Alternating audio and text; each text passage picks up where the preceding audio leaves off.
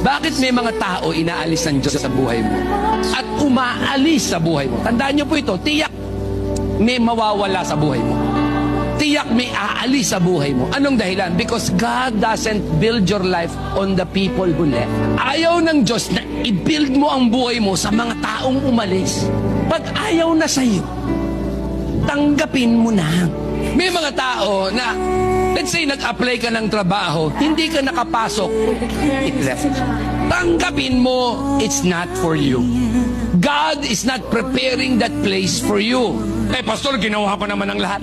Okay, ginawa mo ang lahat, and yet sarado ang pinto. Tandaan mo ito, Diyos lang ang pwedeng magbukas. Pag ang Diyos nagbukas, kahit sinong gusto magsara, hindi makapagsasara. Pero kapag ang Diyos na nagsara, kahit sino, hindi pa na makapagbubukas.